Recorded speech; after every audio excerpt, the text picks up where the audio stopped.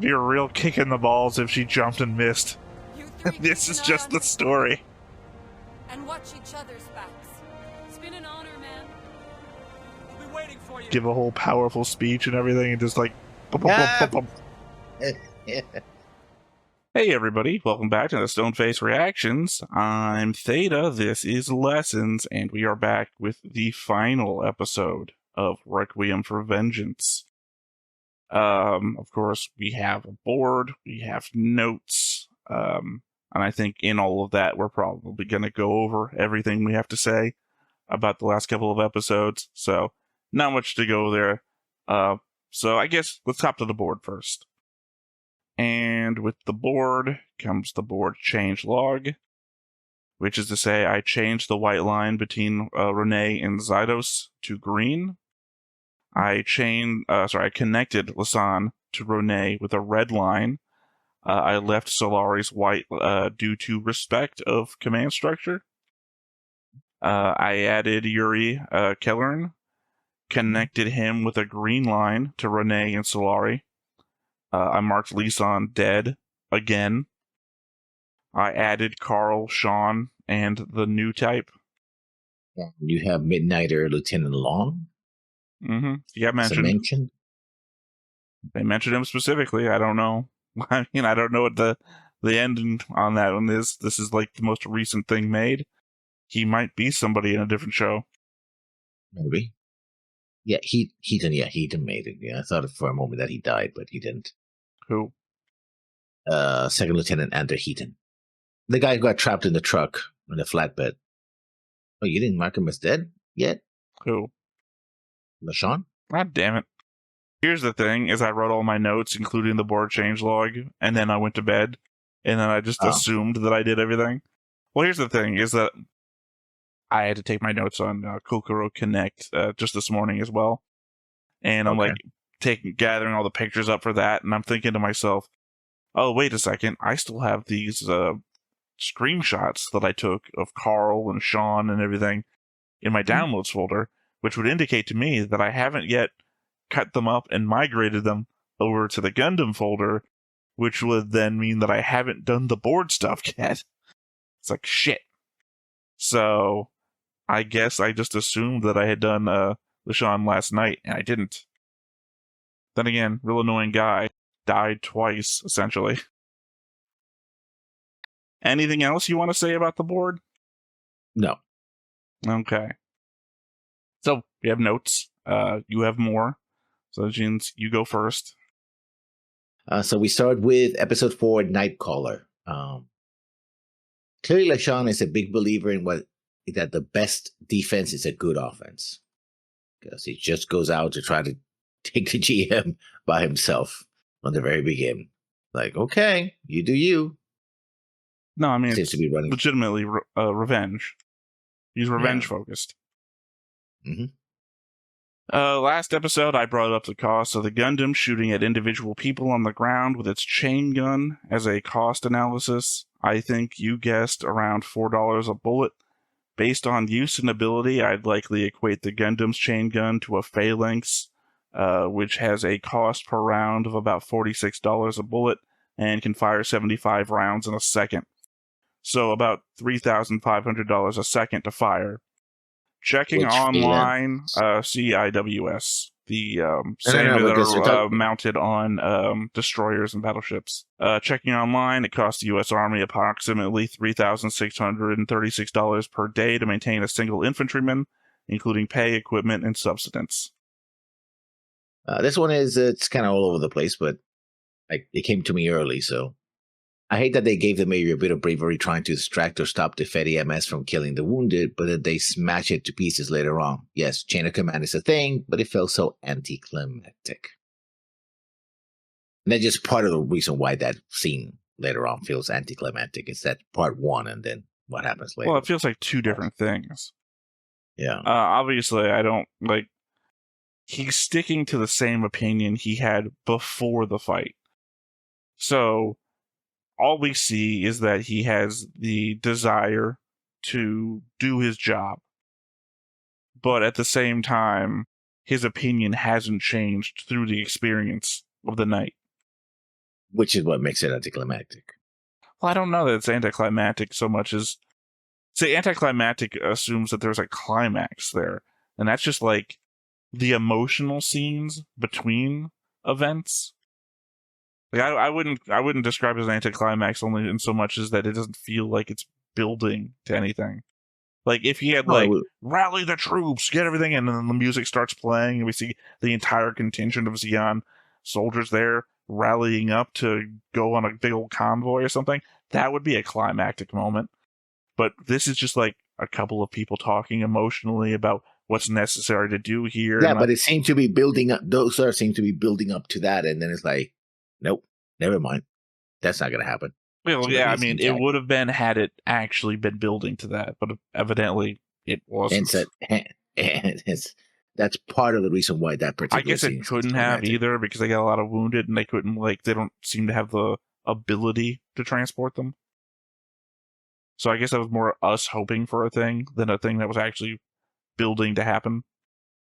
I mean, in theory, they could restore vehicles and the like and just try to get them out of there, which, they have all the garbage around, so junk, so.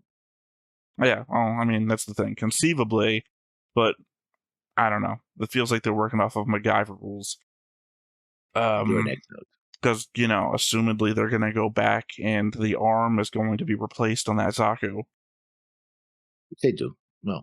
Do they? No, that's what I'm saying. Assumedly they'll go back because, Solari has to go back. Otherwise, Lisan was in his Zaku, which didn't have its arm removed. So that's still the original one. Something of notice, as I indicated in the episode 3 notes going into episode 4, that particular episode starts on the evening of November 9th. As I already pointed out, the day of the main battle of Edessa. The notice part I wanted to bring up, though, is that this is our second earliest GM model on screen. Technically, Terry in episode 1 of 8th MS Team is piloting one in space back in early October. So far, that's still our first. Then, of course, any that we saw in the show predate the GM's first appearance in Jaburo in the OG Gundam episode 29, which is late November. This GM also predates that by about 2 weeks, but might match the appearance in MS Igloo 2, the Gravity Front, which is similarly on this date. So it seems around, as long as it's not talking about months in advance, like like this happens in the fall and the first large production of GMs comes out, let's say in May or something like that, then I don't think it really matters. Well, it's a time span. I'm just indicating that this is probably the second one. I mean, it's hard to tell because I can't recall exactly which episodes of 8th MS Team we saw general models in. They could have been. First episode. I literally told you that. I literally just told you that Terry was piloting one in space in the first episode of 8th MS Team. I'm talking about the ones that might have been on base in 8th MS Team. I think there was one doing quote-unquote guard duty. You're standing around. My inclination is to lean to the fact that the 7th used GMs, and we know that the 7th was there all the time, as per all fights with Terry. So probably saw them moving around GMs in the background and just don't remember because it's not that important. Oh, literally, they see if the 7th gets called out in the first episode because they're walking past. Like, oh yeah, the 7th is going out on patrol. So they walk past them. So yeah, that probably is the second time, I guess, in that episode that we see GMs. But my point is more towards the rest of the show because we know they get called out in the 10th episode, which is the main episode that we see them in actually doing stuff, if you're not counting the OVA and whatnot. Otherwise, it is MS Igloo 2 and this, which are happening on November 9th, that we see the GMs out and about. And then after that, it's not until Jaburo, which is, White Base is surprised at the sight of GMs, which is late November. My third note. Well, the doctor chokes aside, which is better than getting trampled underfoot, I guess. Because he did try to help the guy with knocking out the Gundam by, I guess, driving the flat plate that it was in. but it didn't work. Like, oh, I need a manual for this, and the Major comes in and pushes him aside. It's like, no, That I know wasn't what the I'm doing. doctor. Yeah, that was the doctor. No, that was God, what the fuck is the name? That's the name. Ander. That was Heaton. That was Heaton. The guy the Major pushes aside? You're saying the flatbed truck, the one that they're trying to steal the GM in. No, that's later on. I'm talking about. That's the only still in flatbed episode that 4. I remember. No, because it was okay. They had like a half. I was going to say, here to clarify, the doctor is not in episode 5, which is why I was clarifying there. Yeah, I thought about episode 4 where the doctor's trying to make figure to the controls. Like, I need a manual, and then the Major comes and is like, get out of here. I think that was still actually Heaton. The doctor doesn't engage in any combat. That's his whole thing. And Heaton is the one who's always jumping. No, I think it was Heaton. Heaton didn't know how to operate this, and then he jumps out and then essentially crawls away later. But no, I'm pretty sure that was Heaton. That was Omi. No, I know you're saying that, and I'm disagreeing with you vehemently.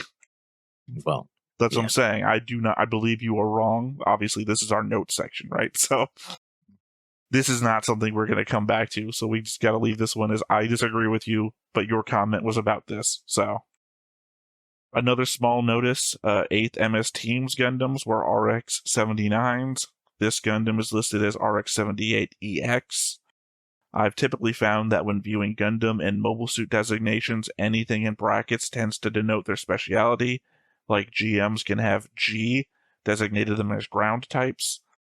I imagine that given that the 78 is one designation lower than an existing Gundam model already developed at the same time, the EX might stand for experimental and be a test model between the -2 and the later developed RX-79s that we see the 8th using elsewhere. Makes sense. Oh, designations are all over the place, so we don't know what happened to the 77 models. I guess they were all experimental models and never might not made be it. any. Well, no, because you remember Temray in Origin, announces the RX-78. This is what we're building. And it seems like he hasn't had the ability to have anything else made until that one. So, because that might just be factory designation. The factory has produced other mobile suit models up until the 78. Okay, then to my next note then. Had LaShawn not followed GM, I think that he and Iria would be dead right now. He disobeyed orders, but that lured the Gundam away from the base. His continued fire when the GM pilot escaped was not that great. Understandable, but Iria was right. I don't think the fact that they survived justifies his actions. I mean, more like happenstance than anything else. He did it. He shouldn't have done it because the orders were for them to protect the base. It just worked out that way. So I'm not saying that. Well, it seemed like you ended with Solari was right, but it sounded like you were on Lishan's side. Only by virtue of effect rather than motivation. Yeah, because quite clearly he was in the wrong the entire time. Except for maybe I wasn't shooting at the pilot, I was shooting at the Gundam. But at that point, you're so far into insubordination that I don't think it even matters anymore. Yeah. Captain Zydos' speech about going home and making sure the younger ones get back to their families really stands opposed to Commodore Cuspin from Apocalypse 79. Alfie wants to get everyone back home before the war is over. Assuming he's successful, then all they've managed to do is get front row seats for an upcoming Giran speech, or possibly arrive just in time for Cuspin's Zeon Youth Brigade. Yeah. Already the young ones are already dying anyway. Even the younger ones. Or, fan theory. What if the people in that building are all children new types, and that's the transport that we see in orbit around Earth that crashes in episode 12 of 8th MS Team? No. You say no. Why would they have new types in a junkyard? Well, you mean like Solari, a new type in a junkyard? Yeah, but she's a soldier. She just ended up there because she was escaping them.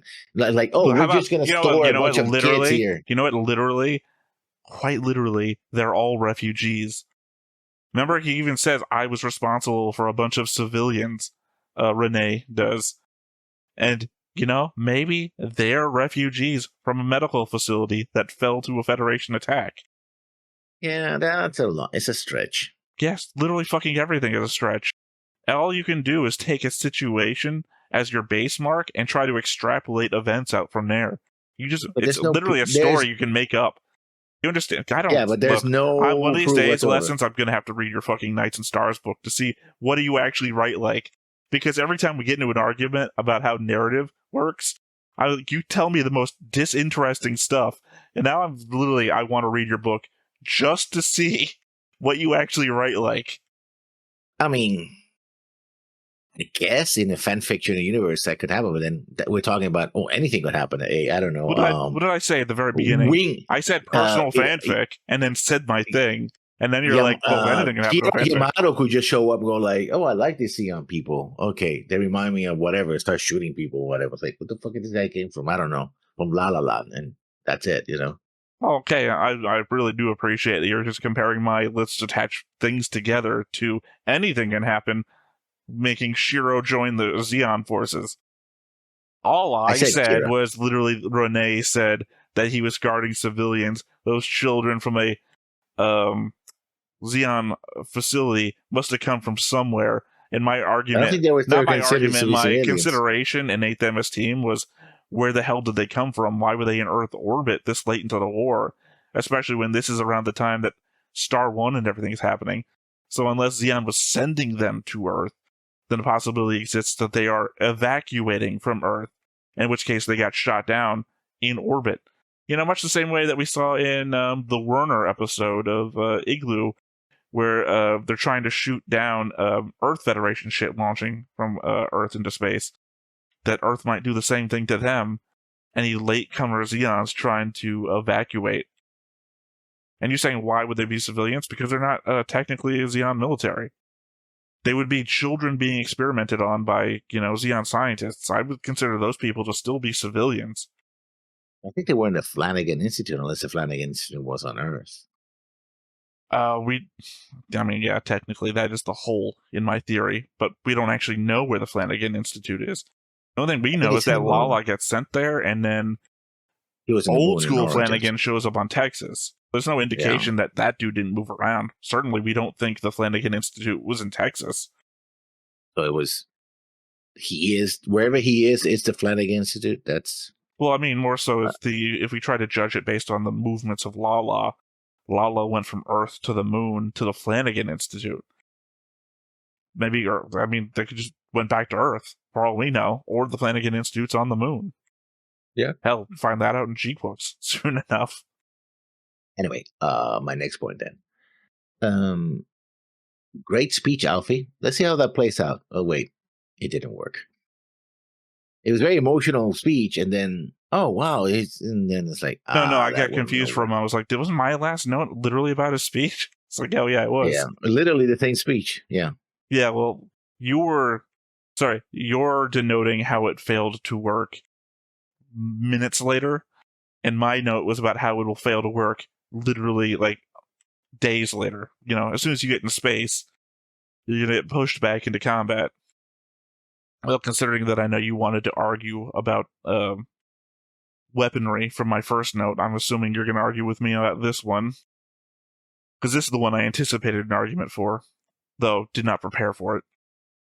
So does Yuri have a dual rank or something?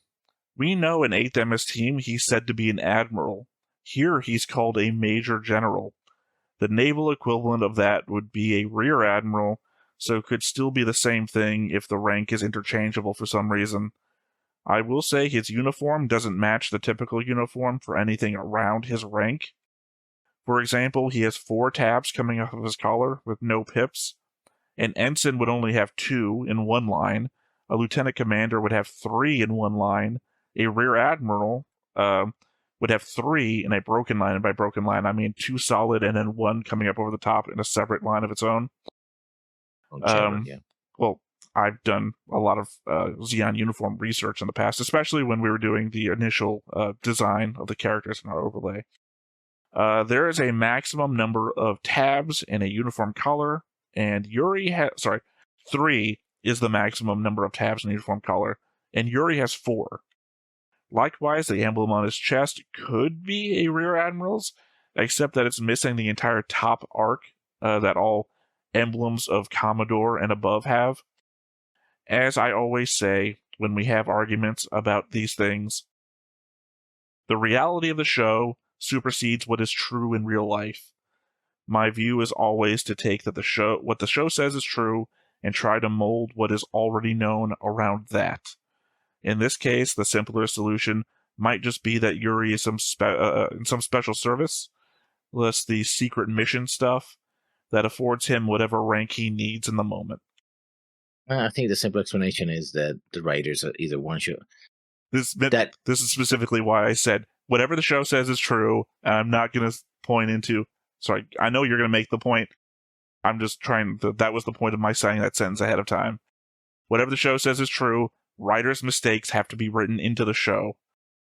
I mean, yeah. So either one or the other. It also could be again. This is where translation error comes in, because the way you, again, it's a whole thing, naval captain versus army captain, commander, that sort of situation. It might well be that, and it got mistranslated in one, probably mistranslated in 8th MS team, or the writers here were like, oh, we're in a land-based situation, so he has to be a general. Let's make him a general. That's it, right?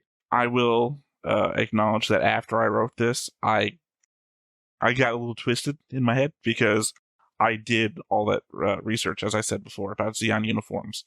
That's why, very specifically, I'm not so much drawn as Girin. I'm drawn as the rank that I very specifically wanted my uniform to have, which just happens to be Supreme Commander, which is Girin's rank.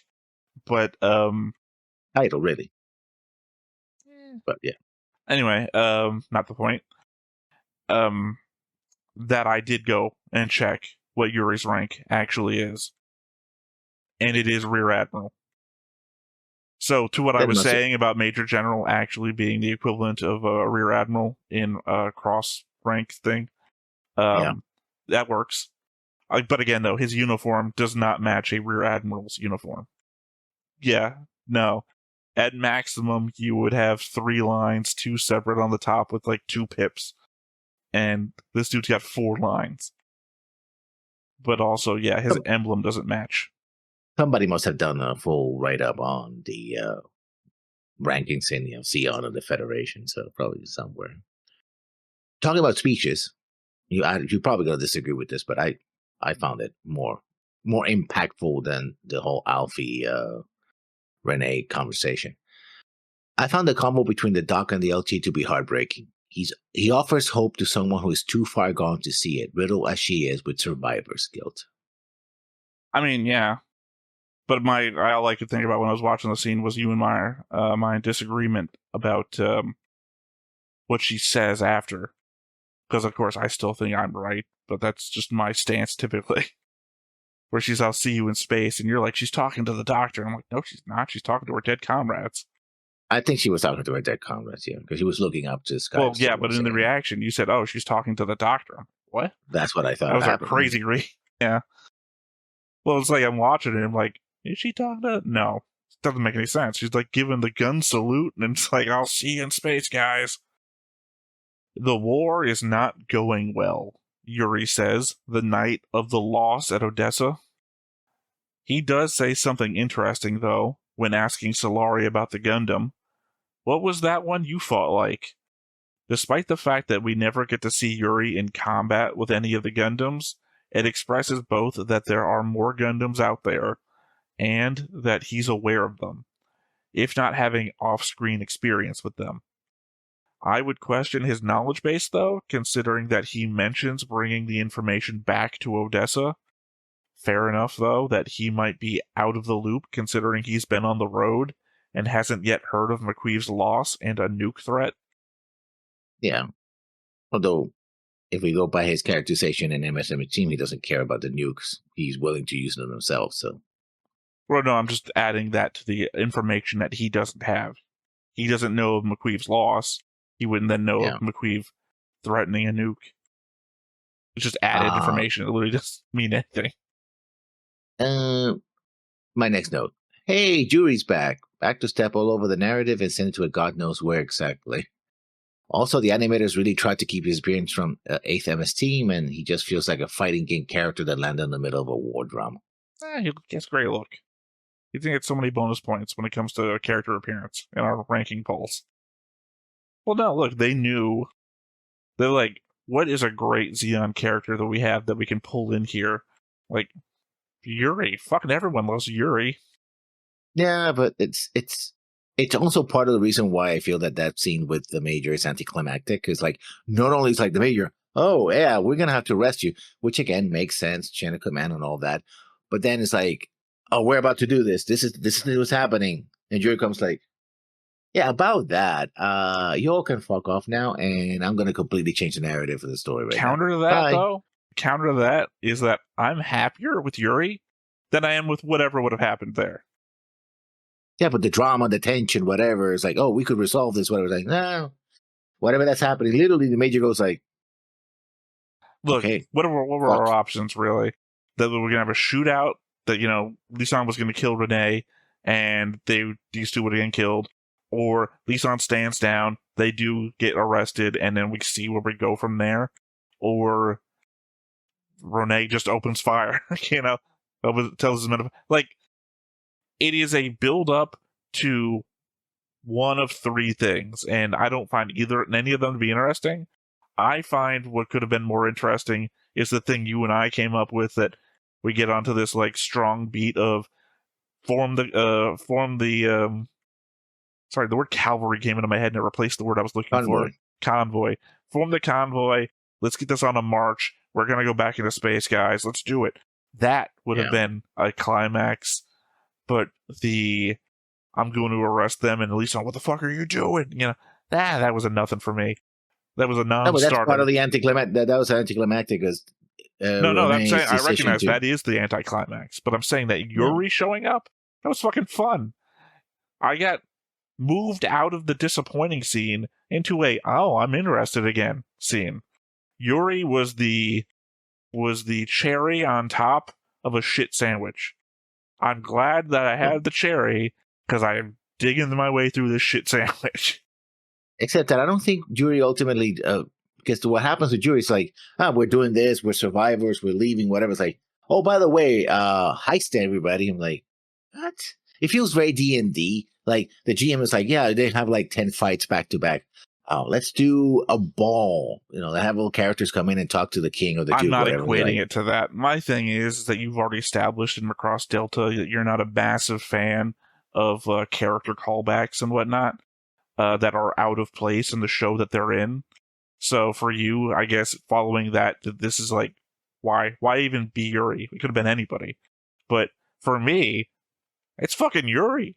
Like, it's a character I liked. Literally, you might remember, I gave him a 48 out of 50 in character score. This dude is somebody I want to see again. Like, not even this show. I hope they make something new and Yuri's in it. Like, I was just happy. Write something didn't even need it. It fits. That's what I'm saying. Didn't need it. I understand where you're coming from. I'm saying I understand that aspect. For you, this was nothing. This was just some guy from another show showing up and adding nothing to a scene. For me, just him showing up was good enough. But it goes beyond that, because what he adds just sense, and I have more notes about the next episode and how it all goes. Well, the thing is that Yuri is his personality. It's the fun of the character of Yuri. It's like he might detract from the narrative of the scene that he's in, but what he adds is personality and character. And I'm not going to lie, I am done with Lisan. Thank God he died next episode, because I was already done with him. It's all Solari and what Renee could have been. Like, he did not become that guy, so kind of he was sucking the energy out of the scene as well. He was not becoming the guy that we hoped he would be. And Alfie, beyond the speech, not really much to him either. He's like an additive. He adds to the characters around him, but doesn't really add anything himself, I feel like. He's mostly, he's the old man who does the info dumps, right? It's like, oh, we'll talk about new types, I'll talk about this, talk about that. It's yeah, like, he makes other characters better. Yeah. But alone, in a scene by himself, not there. He's like a cardboard cutout, right? that a good comedian turns a good cardboard cutout into an entire comedy scene, whereas the cardboard cutout He's a by prop. itself, He's a prop, yeah. basically. So yeah, I'm not trying to like. He's not. What's my Ed, Ed and Eddie thing I keep saying all the time? Plank. He's not Plank from Ed, Ed and Eddie. He is an additive. He makes other things better. But that's why I'm saying Renee was made better by his speech he gives to Renee, because then Renee becomes I can't, my hands are shaking, I can't do this anymore. And it's like, yeah, you're right, I am all about that Zeon life. And then it feels like Renee is going to be empowered to do shit. But then, Alfie's not there anymore, and Renee turns back into Renee. So, in that aspect, Yuri is a person who attracts characters to him. He is a strong personality that brings out other people's personalities as well. Maybe not so much this time. But think back to 8th MS Team, where that guy is like bringing out all these side characters who are inspired to, what was his name? Bjorn? You remember Commander Bjorn, right? Mm-hmm. Yeah. Imagine if he had inspired Renee to become Bjorn. Yeah. We're going to do one last attack. Oh, yeah, you guys better come back alive. Yes, sir. Would have been great. But again, not here. Your next note. That was my note. My last note, actually. The second mention of the Zeon accent since way back in OG show in Flanagan's Aid. Except in the English dub, it was very clearly German. In this English dub, there isn't any accent to speak of. Well, I do have more notes. I know, you have 8 more than me. Do Iria and Yuri know each other from before? I mean, he's a general. She's a captain, so I doubt they would have any opportunity to interact unless she was part of his staff sometime in the past, or he was a dedicated fan of him and his spouse, right? And their music. Well, probably part of that, the fan aspect, but also just the aspect of, what did you call Yuri back in 8th MS Team? What did I call? Womanizer? No, positive thing. A father to his men. Fathers. I was thinking man of the people. But anyway, he seems like the kind of guy that knows like a little bit about everybody, as impossible as that may be. Anybody he comes in contact with, he knows a little bit about, enough to like put a positive spin. Like I said, he's all his own personality. That's what makes Yuri such a great character. So it just feels like, that sounds like you, Solari. I know that you're a go-getter who does everything possible. And it's like, okay, sure, that's like a little bit of, you might like seen a little bit of her combat record, and just like, I can infer this. I'm good at like writing astrology. Reading people. I know what Aquarians are like. Mm. So that's what I'm saying. He could be that kind of guy. And then he might have known that they were both famous musicians, and he's like, again, he must have read her record on the way there, because otherwise, how does he know her husband's dead? Episode 5, The River. And this is a comment on the entire episode. Bear with me. By itself, it's not a bad episode. In fact, it would have been a great opening episode. The team, desperate to turn the fighting against the Fetties, infiltrates enemy lines to sabotage or capture GMs, only for the Gundam to show up and send them packing with half the squad dead and the rest on the run. But as episode 5 or 6, it feels very much out of place. Obviously, I still think that my idea from episode 1 would have been a pretty great way to do it. Where that would have been the last episode, back when we thought Lisan was also dead. Yeah. Lisan. Oh, yeah. I'll keep saying his name wrong in my head. Anyway, back when we thought he was dead too, and that Solari was the last one left, that we would get that moment where it was about to kill her, and then we would flash back to a sequence of events that would have explained that the Gundam actually does have a vengeful streak against them for a thing that they might have previously done, like maybe the Wolfpack had killed their parents or something like that in a previous attack, and that would explain its attack. And then in episode 6, we would go back to the end of episode 1 and see how that fight actually plays out at the very end with Solari versus Gundam. So, I don't know, similar point of view to what you were kind of describing there. It's just, I wouldn't say that this would be the episode to do it. I was really a fan of, in hindsight, of episode 1's combat. Oh, I liked it. It works well enough, but my problem is not with that episode, it's with this episode. This episode feels so out of place. Like I said when I was talking about the last episode, oh, Yuri comes in, gives you a heist problem. Now you're like, and I guess also we know, and I also comment about that we know that this is very late in the war. So even if they capture a GM, it's like, oh, we know how the GM works. The only thing important about the GM is the micronized beam weapon that he has as a pistol rather than a rifle. That's what's important. Well, capture one of those. Two things. I wasn't commenting about your thoughts on episode 1 when I was saying that. I was just saying that was a good way to basis the entire loss of the team storyline from. 2, they say a weird thing that goes counter to something that we said. I don't remember if we said it this episode. We said it during some episode. That Alfie, I think, essentially says that the GM is better than the Zaku. Which would, I think, then be the thing that they would take away. That, oh, what did they improve in their mobile suit design that's better than our base design? But as I said, that we already disagreed and said that the Zaku is better than a GM on like a 2-for-1 basis. And also, I mean, they already have moved past the basic Zakus. I mean, they have so many other suits, the goufs and stuff like that, which are clearly improved, and they're building more of them, and now they're moving to mobile armor, so... Yeah, just the idea that the general model probably has whatever improvements the rest of them have, whereas the rest of them have specialties. You can probably improve all Zaku design. Again, assuming whatever Alfie says is true, that the GM is better than the Zaku, that you can improve Zaku design by taking the, whatever they've done in the GM to make it more efficient. Yeah. But then again, I disagree on the basis that the Zaku is clearly better than the GM. So. And to the comment you said earlier, the Sion accents made a comeback, or at least the mention of them anyway. Which there's no difference, so it doesn't matter. But like, you don't talk too much because they might notice our Sion accents. Again, that was the difference in the OG, though. That Flanagan's aide had a very clear German accent when they refer to the Xi'an accent, and then when Solari is talking about the Xi'an accent, she just it's our Xi'an accent. What, normal English? I don't know what are we doing here. Do they have an accent? Is this like the reverse problem?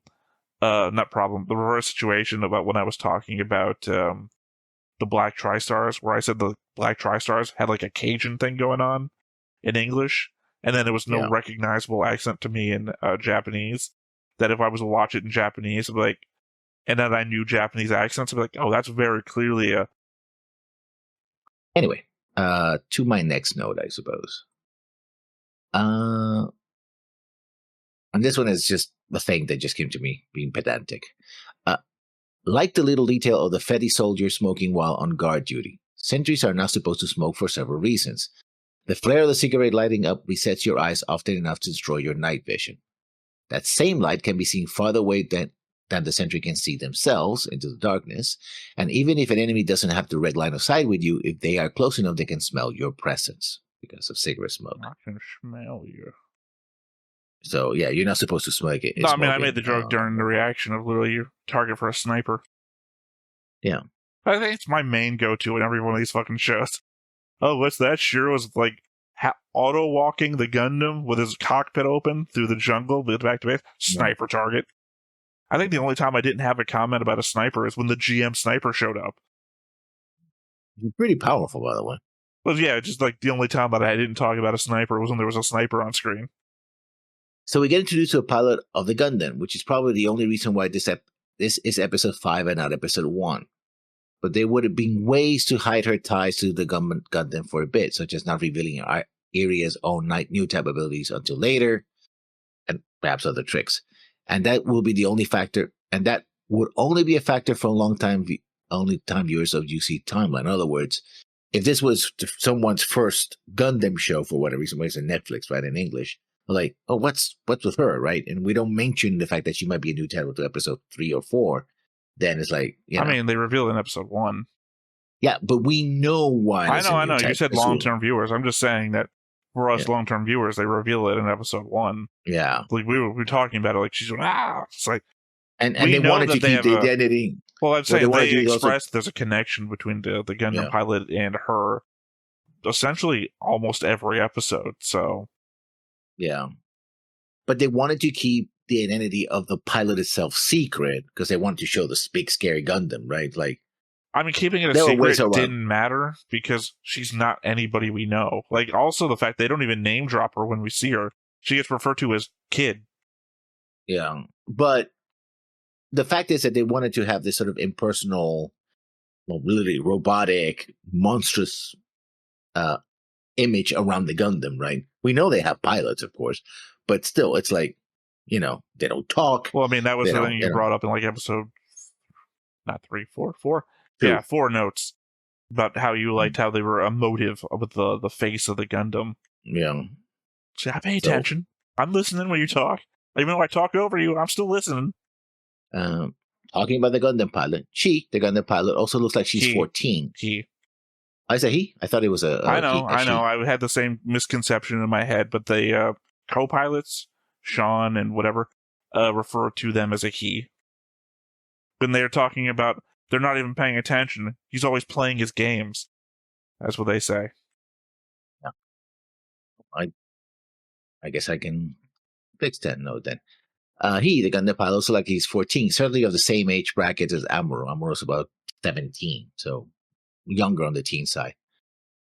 Iria calls him a kid later on. Then again, he might be just be short for his age. It could be a kid. Just could literally be a kid. Yeah, could be. I mean, it's not unusual in Gundam for literally be kids, starting with Amuro. But Amuro has the I fell into the cockpit situation, right? Well, you remember? No, I mean, not even then. Remember Tem? And maybe it might be the end of Origin. It's either the end of Origin or episode 1 of The end of Suit Origin. Gundam, where he says even kids my son's age are being pushed into the war. I'm trying Yeah, to make but they- this thing to make sure that doesn't happen to any but other kids. So clearly, Temray failed. But the way he says it is that there were insurgents, like there were kids who were picking up guns and fighting. Right? No, I think that's your own read on it. No, I think literally that's what he says. No, Like, no, I think there's he's this- saying that kids are being forced into the war. I don't think he says one way or the other. And I think it's my read that because he's talking to a military guy and is doing things on behalf of the military, that he is referring to military service. That we're all quiet on the Western Front, or Hitler Youth. We're in the territory of we're running out of available men, which is also leaning back to why maybe this seemed like a weird take for you when I said how ridiculous it was that they got rid of Michelle in 8th MS Team before the war was over. Yeah. That's why I thought it was in 0080 that the 12th episode took place, and you're like, no, it's in December. And I was like, oh, shit, it is in December. That doesn't fucking make any sense. The implication is that it's already September, and we're pushing kids in the military service. Yeah, I Also, doesn't I have help to that go- Michelle seems way younger than he actually is. I would have to go back to that episode, which I don't have anymore because I erased it to see if I'm right. I tend to not go back that far. Although, at the same time, who the hell knows what future me is going to do? I'll be here editing, and I'll hear this conversation again, and I'm like, I got really nothing to do while this is rendering. Let me go find episode 6 of Origin. I love the design. I love the difference in design language of the interiors of the GM versus the Zaku. Zakus are all dark with dials and round gauges, while the GM has white with a lot of square panel displays and buttons. I mean, it's got to be different. Well, it's got to be different. I'm sorry, I was going to make a joke, but you see LeSean is constantly punching his mom. Like, damn it. It's got to be more able to be punched. Apparently, your Zaku Yeah. pilots are constantly hitting their controls, whereas if you design it like a Federation starship, sorry, I'm thinking Star Trek, where you can just punch the panels or sit on them or lean on them and not activate every button on the control pad. Yeah. That's my favorite one of those little short joke videos where Riker sits on a control panel and the Enterprise explodes. Anyway, next point. Okay, I'm getting tired of the same move again and again of the Gundam disarming, literally, their opponents. But at least this time it was both arms and the head. Not initially, But though. then, It's the first, is the right arm. Sorry, I did almost take it. No, sorry. You might have noticed I didn't have any notes about this episode at all. That was almost my only note about the episode, is that the same hand that they touch when giving the watch back that gives them the flash is also the first arm that gets cut off. Before she then, he cuts the arm off and takes the head off. And then it's like, thinking back, it's also the right arm on the trash Zaku that gets taken off. I can't remember. It's probably the same arm on her initial Zaku back in episode 1. I mean, it makes sense because that's the hand that is, or the arm that is holding out the weapon, right? You want to literally disarm them. Well, more so is that implies that the Gundam is swinging with its left hand. No, right to right. You mirror each other. No. Is right. No, I think it's left. Because it has another thing when you're complementing design. I like that when it pulls out the beam saber, it's got this and it's 3 beam sabers back to back. Yeah. Implying that it has 3 to go with instead of Amuro's infinite. They're like, Amuro throws so many beam sabers, might as well give him extra just in case. Yeah, but that's on the left arm, and I'm pretty sure it's the same. Well, no, maybe you're right. It's not doing this. I don't think it's doing. Well, I mean, this is viable. This is viable, so. Also because it's hilt. It is viable. Because they're hilts. They're hilts. You can just pull one out and then activate it. Yeah, but he's doing this. Right. Crossing. I don't actively remember, but to me, this does make more sense than this because this leaves you wide open, whereas this, you can still move your arm if you had to. It's the difference between when you talk about gunslingers and fast draw, that, sorry, it's a 2-arm maneuver and I can't do that.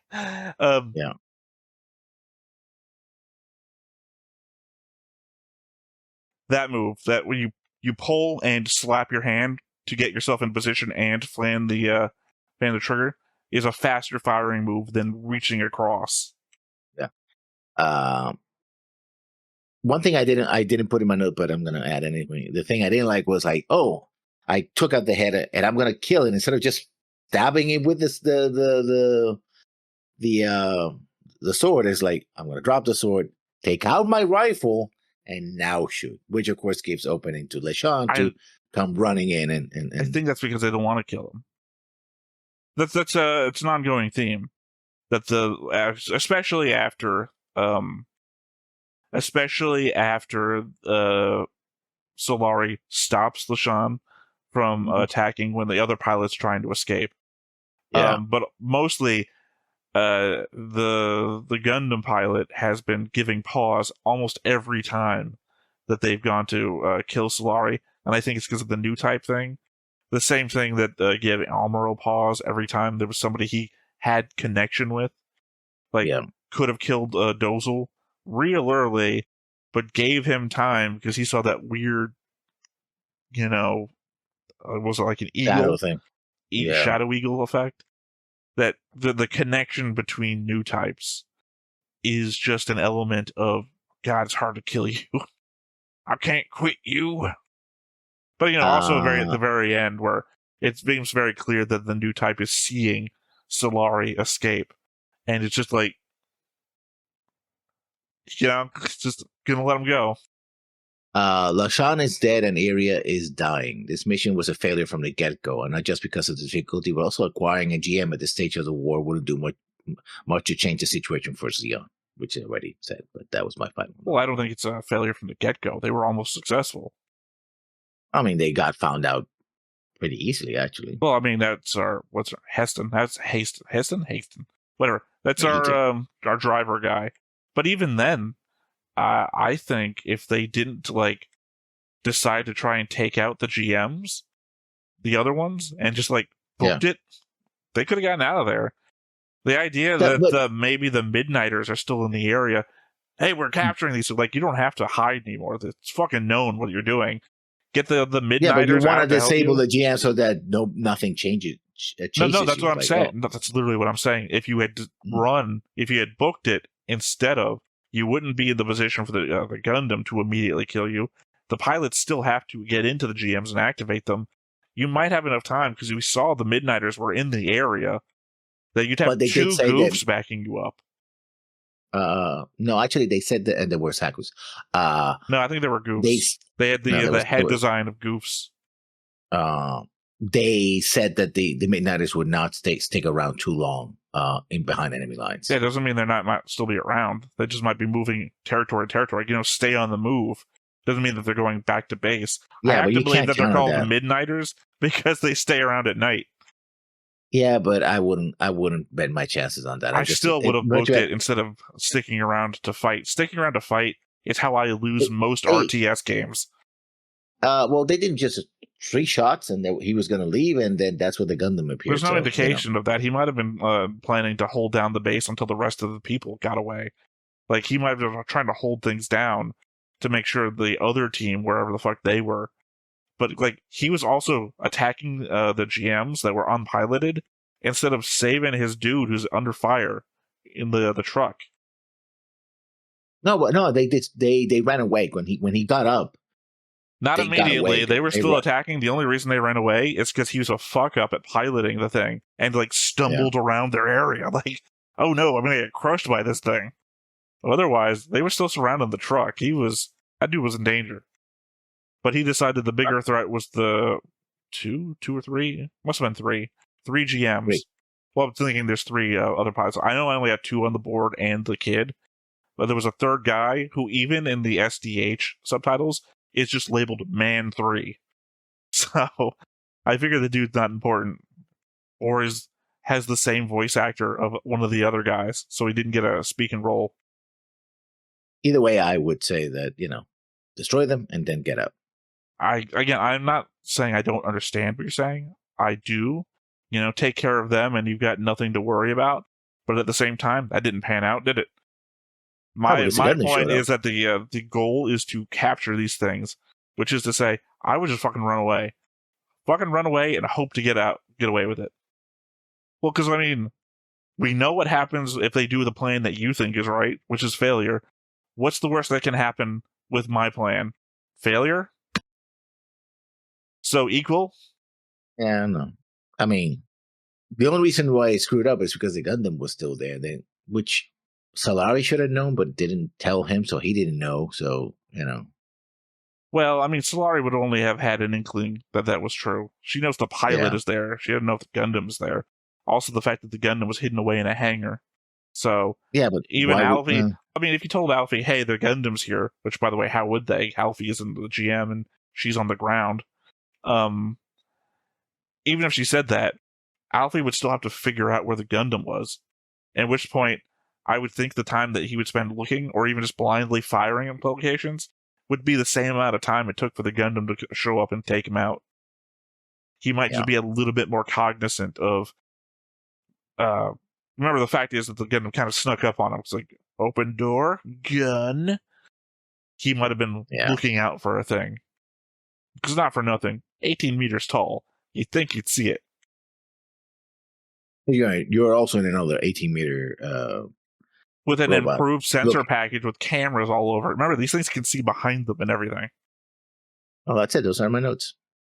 All right. If that is everything, then I guess let's go ahead and hop on in and see what the finale has for us. But before we get started, make sure that you hit the like button. Hit that subscribe button. Comment down below to feed that algorithm. On top of all that, if you want to watch more shows like this, unfiltered, uncensored, and uncut, as well as some early access stuff, you can check it out over on the Patreon. It's just $5 a month, but hey, no pressure. There's zero pressure in order to do that. It's just a little bit of extra support, and it would be greatly appreciated.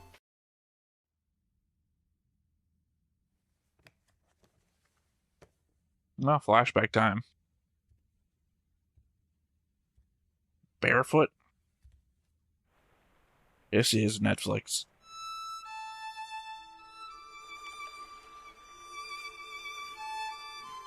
This way! I see her!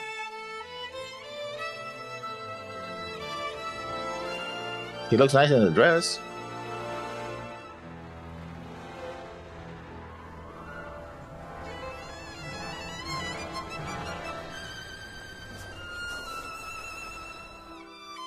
What, are we gonna take the base on foot?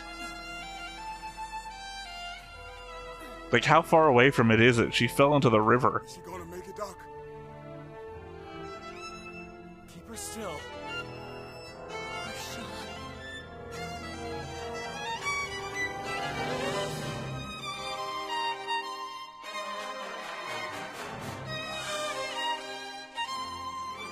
Oh, look.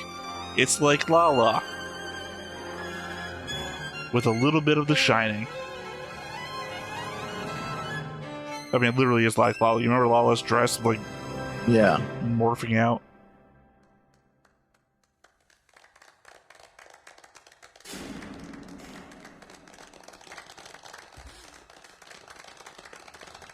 Oh, the dead soldier. What, are you she couldn't prejudiced say. against the dead people? Whoa. Dark black eyes, that's always creepy.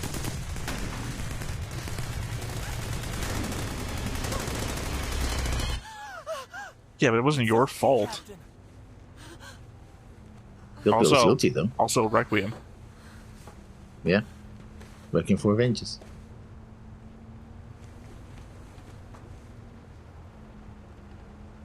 Was that Renee? This is the convoy we were talking about. Where are we headed to? We're headed to Odessa Spaceport, man. We were goners, but we managed to catch up with the convoy. I don't know if you want to be heading towards Odessa. Major Ronay is trying to get us to the extraction point ASAP. I see. We'll be back in space in no time. I'm sorry, when did you get a full-ass uniform? Well, I think the EFF's gonna make it easy for us. Well, where are the Midnighters at? So you don't introduce the Midnighters to us in one episode and just, like, fuck off? Like, They're doing something else, I guess. well, imply that either they got destroyed, they moved on, or they're here and they're gonna help us.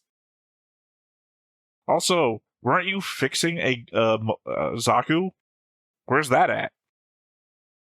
I think it's in the back of the truck. You saw Saku strapped in a flatbed, so I that did might have not. been It it. was dark. Remember what I told you? I don't remember if I had this even on the recording or not. This screen is darker.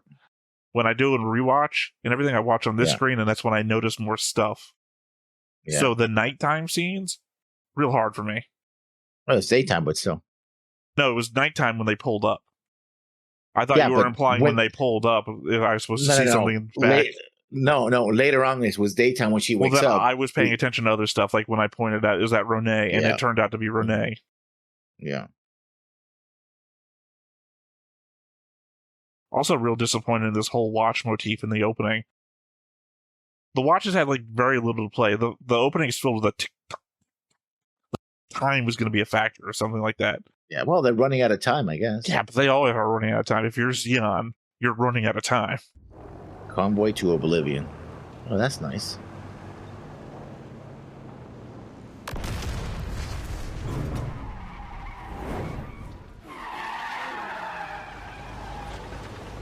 Turn left! Turn left now! Okay, backseat driver. Convoy 12! We've got these assholes!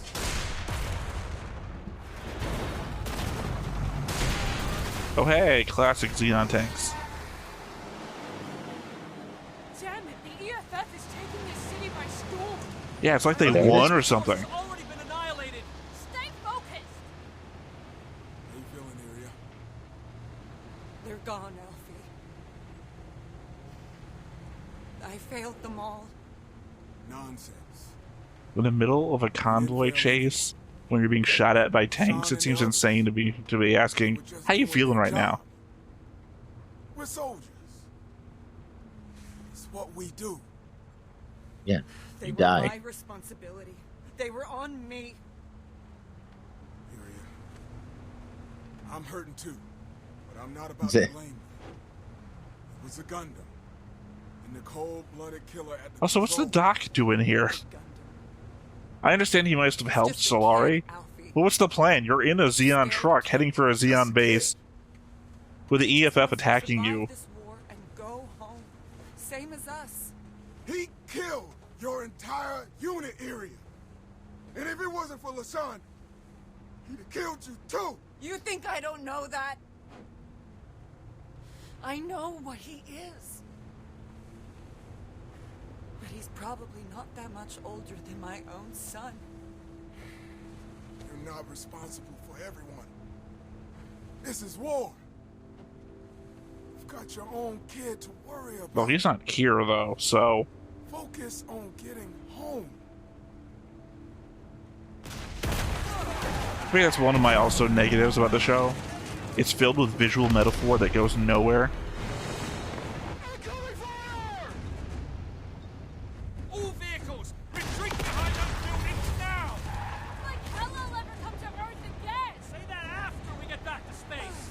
Also, what insane targeting experts. They're shooting all the smallest vehicles first.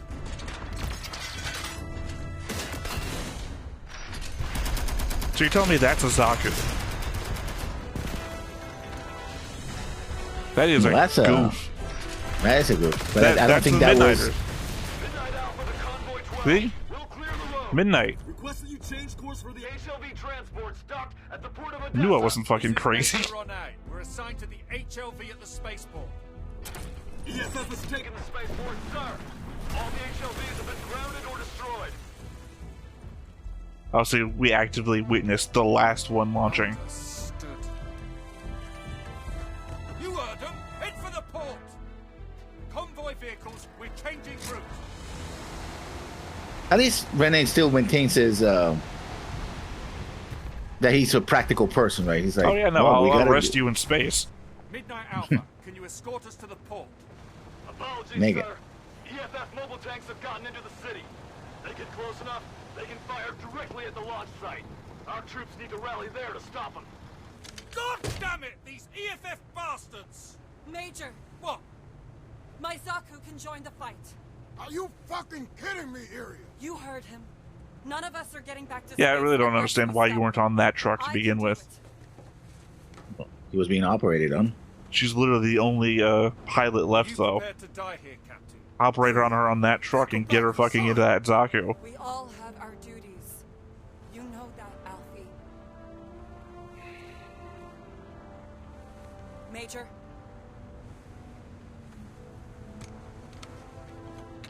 Midnight Alpha, Captain Solari of 7th Mobile Suit Battalion will be joining you.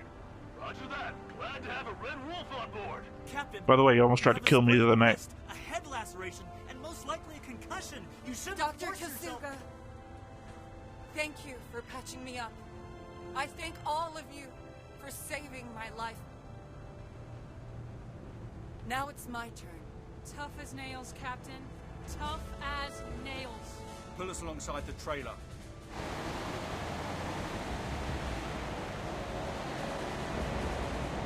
He's gonna just jump. If But I yeah. can make it back, Well, also, why did you put it so far back on the trailer? Don't talk like that, Iria. I need you to do this for me, Alfie, so I don't have to worry. I'm only holding on to this for you. You hear? Thank you, Alfie. Be a real kick in the balls if she jumped and missed. You three This keep is an eye just on the your story. and watch each other's backs. It's been an honor, man. We'll be waiting for you. Give a whole powerful speech and everything, and just like. Bum, bum, Ah. bum, bum, bum. Yeah. Oh, Oh, it's a ladder. Okay. yeah. Thank Never God this mind. war-torn area where like the streets are filled with potholes and this is the most solid we see. Thank God there was no right turns all of a sudden. Oh, right turns all of a sudden. Boom, falls off.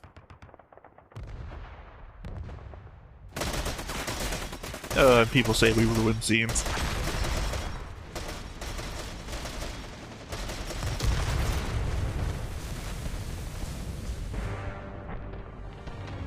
Yeah, maybe Midnighters, you know you can fly. Do something about that. Midnighters, take column 2. I'll stay column 1. Roger, Red Wolf. Also, we have our own command structure. You're taking orders from us? No, well, it said Aim for the tread. they said that the it was how can I say this? There was a lieutenant that was running the Midnighters. He's a captain, so look. Yeah, that tank is much better than that. I know that for a fact. Yeah, but these are the main characters. Well, one of them. No. The only thing that can be the main character is a Gundam. Good luck, everyone. This is where we're gonna have to part ways. Are you gonna be safe, Doc? Safe as any Now, of are us. we gonna get Kurt around on this thing? Battlefield I'll be sent to next. Attention. HLD-7 is ready for Again, in Xeon area, these trucks.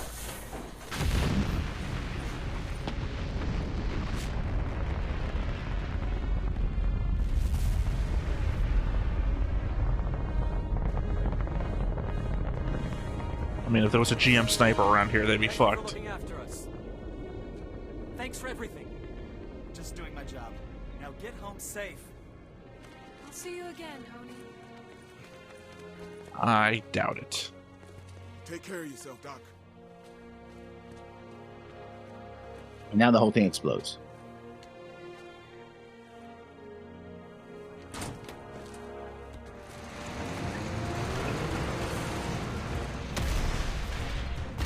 Well, I wouldn't be surprised if he like sacrifices himself before this is over.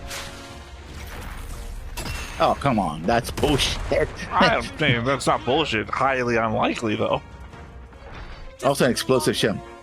It's working. Keep you busy. Don't let up.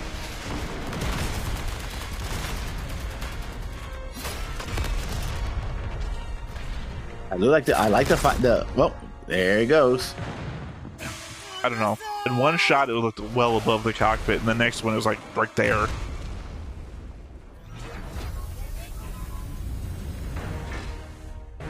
Oh. Oh, that's the damage that Lisan LaShawn did to did it. on it. Yeah. Yeah. Well, you didn't mention it in your notes, so I figured you would have recognized it. Listen to me! That's the Gundam! Gundam! You're in no condition to fight him like this! Oh, I've got this. I'll destroy that bastard myself! Look, I know exactly how you feel! He killed my entire squad!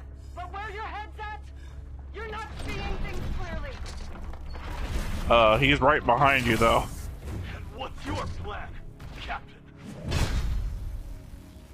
He's I need lying. you to take out the remaining mobile tanks and get our people You home. killed Anessa.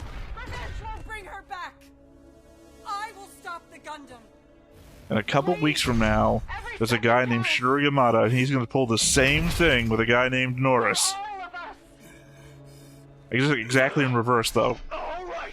Norris will be in a Zaku, and Shura will be in a Gundam. This is the most unbelievable thing, that we're just going to spend a couple of minutes talking in front of the Gundam.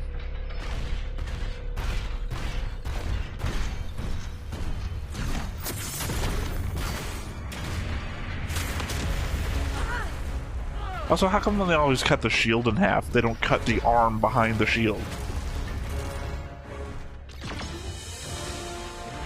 Oh, I like this shot from inside the building. Again, it reminds you of the scale of everything that you're doing. 9, 8, 7, 6, 5, 4, Again, I'm getting that Cargo Rogan feel from 8th MS Team. 0. All our people are about to die right here.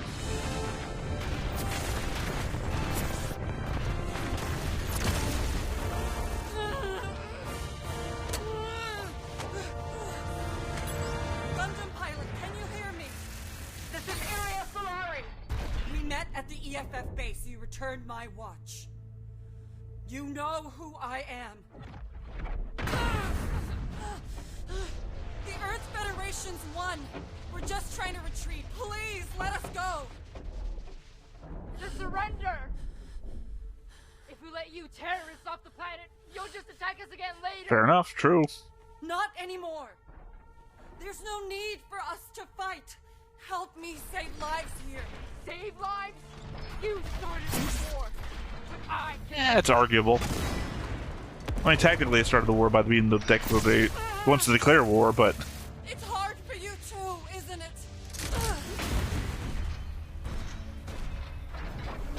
What do you know? I still don't think we're out of GM sniper range. or apparently just fight her.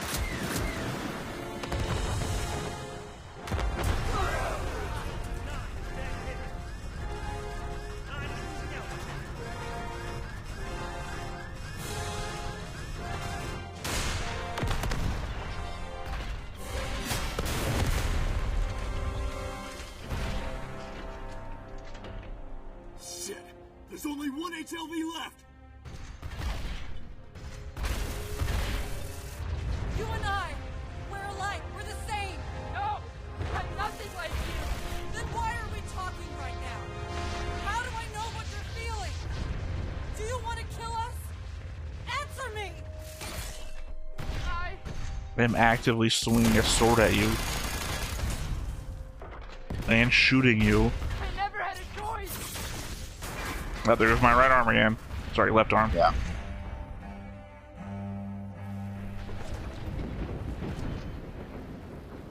You do now!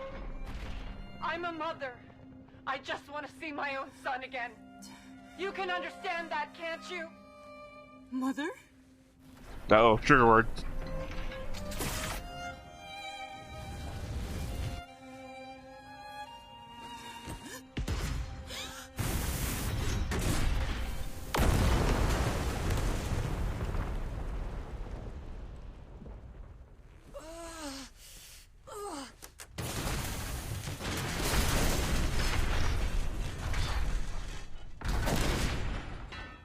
Gundam, do you read me? Are you there? I don't know if this buildup was earned. Oh, never mind. Okay. Legit thought he just died sacrificing himself to save her. It's like, I don't know if that's... Kyria.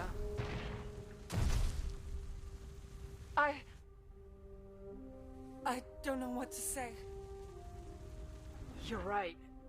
We could maybe Yeah, remember those Midnighters that are still in the area? No, stop it! I think they're dead already. Stopping it's no longer an option.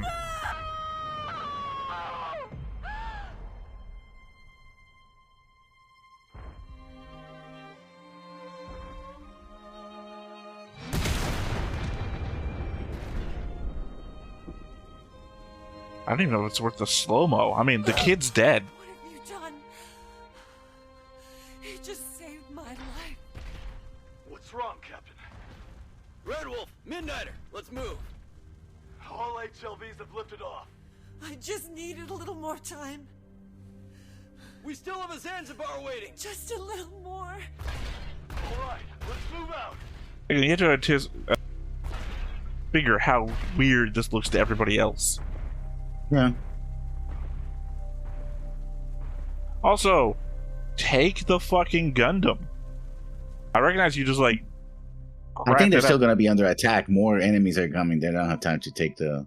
Legitimately, two of you pick it up. Go with it.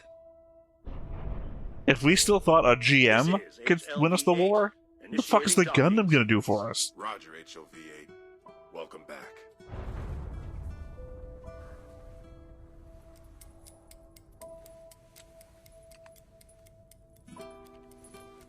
Also, shame would have been a good time to have the Jotunheim show up.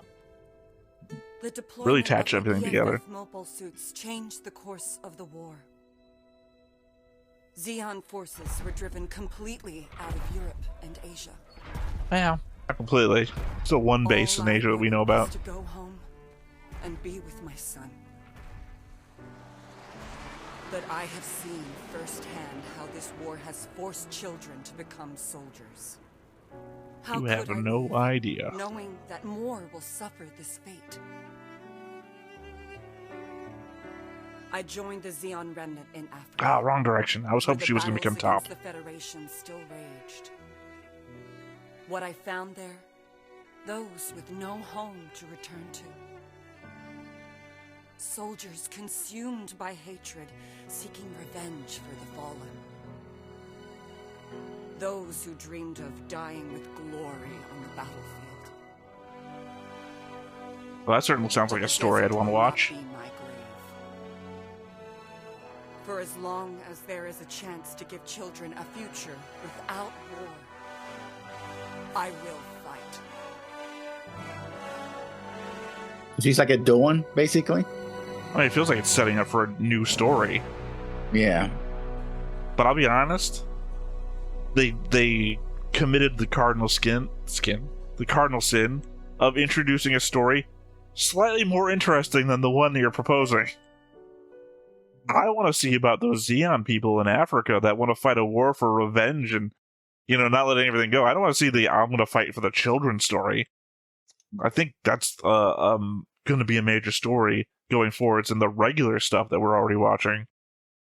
People trying to fight for the goodness that's still out there and for the hope of the future and whatnot. The people who have lost everything, the Zala faction, Gundam Seed Destiny. I want to see those guys' story. Well, because, they're going to automatically, everyone in that is going to come in with the whole backstory, right? How you lost everything. Everyone's going to be a storied character. Plus, they're fighting on the back foot Xeon people on Earth after the evacuation. That's going to be some interesting ass shit. I want to see that.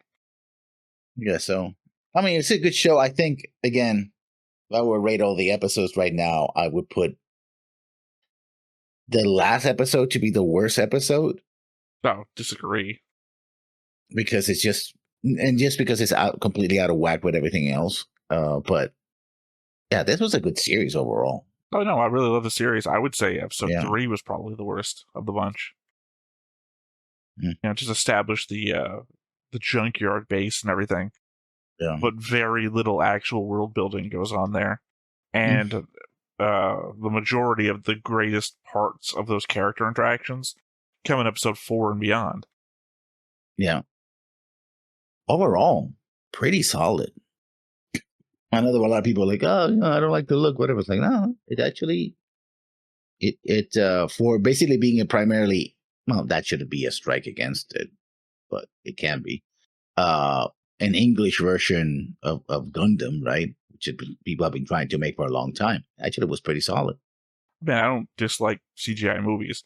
I dislike CGI when it comes into anime, because anime tends to be already animated, right? The CGI stuff just stands out against it. If the entire thing is CGI, I don't have a problem.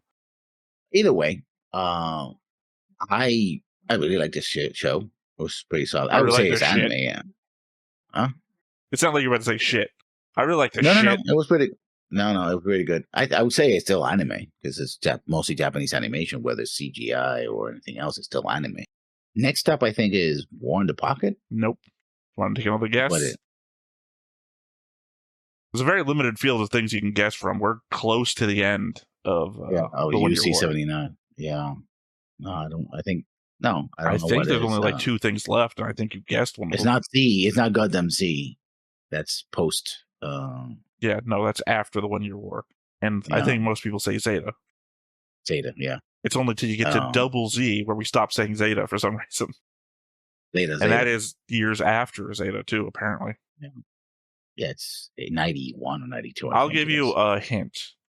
A recent movie came out that shares the name. Wow, that helps. It does, actually. We're not even halfway through the year, so I said a recent movie.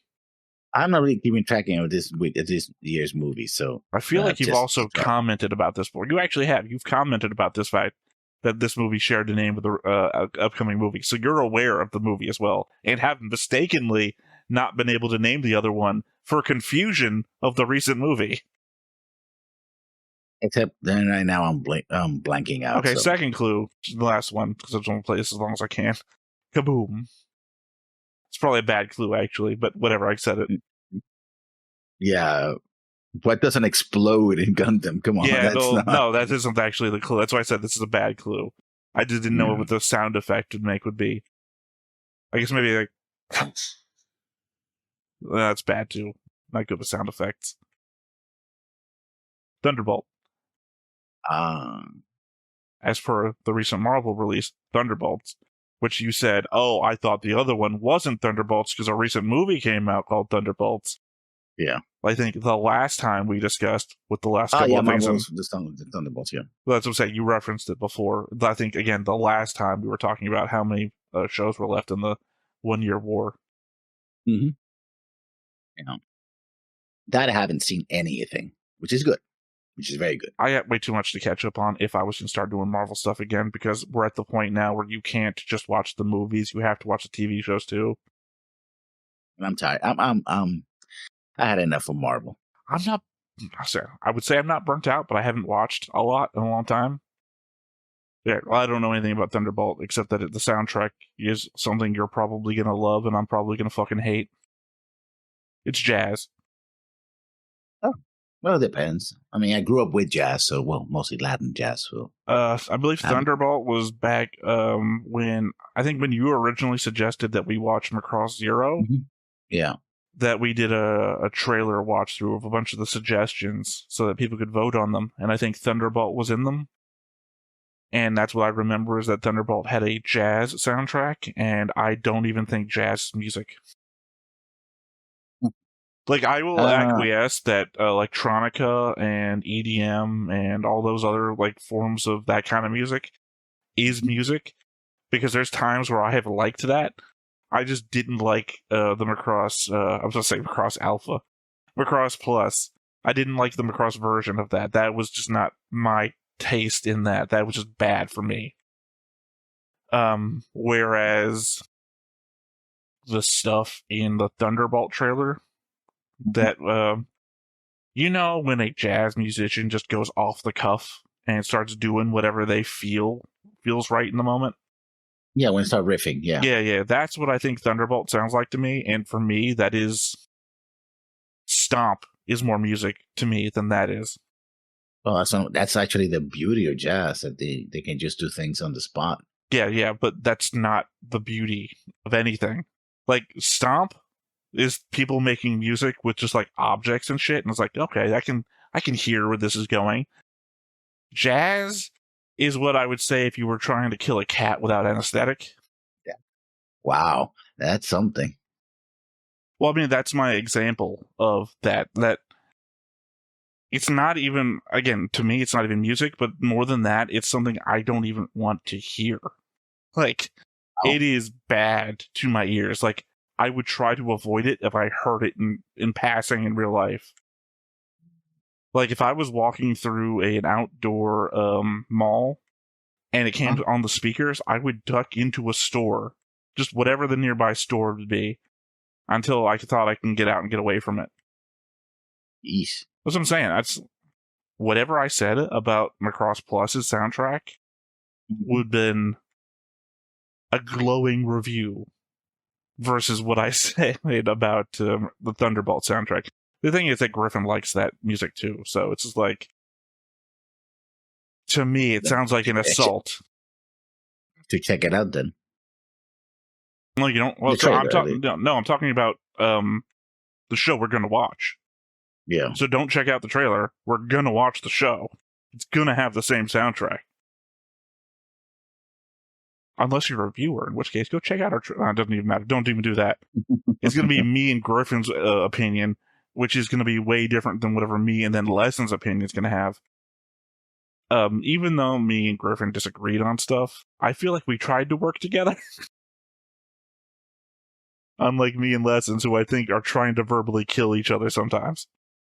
No, it happens. I mean, if you could assault somebody with gesticulation, I think we would be in a fighting game. Lessons pulls out hand to face, backslap. Theta pulls out wildly flailing arms. I mean, we did have Yuri doing this show, so we already have a fighting character right there. Yeah. I mean, if I have remember Yuri as a character, I think I would have had him as my character. I told you before, I thought about it. Back when I was having this originally drawn, because I really liked his outfit. So I thought about it, and it's like, well, no, I want the command authority. So he steps down. It would mean that if I had myself drawn that way, I would be liable to take orders from Girin. Whereas if I have myself drawn as a Supreme Commander, I don't take orders from Girin. I'm trying to future-proof myself. You take a shot to the back of the head, though. No, I'm not Girin. I would be a alternate universe Supreme Commander. So that way when I'm talking about stuff in the show, like, the Zeon should do this, Zeon should do that, it'd be, well, if I was commander, as I've had myself drawn as, also, wouldn't do the genocide shit.